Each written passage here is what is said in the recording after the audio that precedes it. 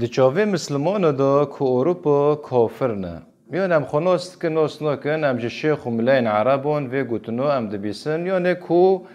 دچاوی مسلمان دا اروپا کافر نه. ایرو لسر قناة روداو کرد من چه بهیس مدید که سروکی اولی یا ترکیه چه بریار درخواستیه سروکی اولی یا ترکیه بریار درخواستیه دبیجه دبی این کانن به حی زمانان خطبه بدن و حی زمانان جی چنه زمانی عربی، آلمانی، فرانسی، انگلیزی، اسپانی، ایتالی، روسی هندکانه به زمانان گیو خطبه بدن لی زمانی کردی قدخه کریه لی زمانی کردی چنابین خطبه بدن اره یعنی دمه مروف گهداری و گوتنا دکه یعنی زاروکی که بچیک به و گوتنا ببیسه اخورا بکنه خیره دمه کو اروپا دیچاوین مسلمان و کافر نه آلمانیا جی یک دولتی اروپایه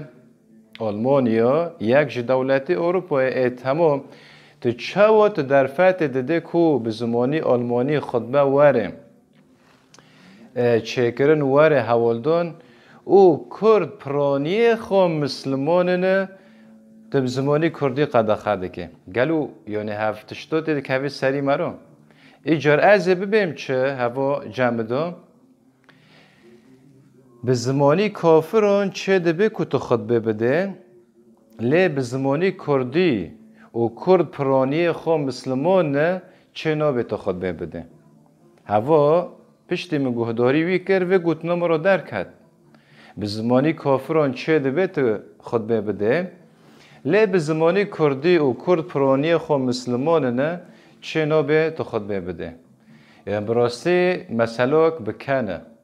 ایجار می سر جوار و وکر هنجی تمام بکن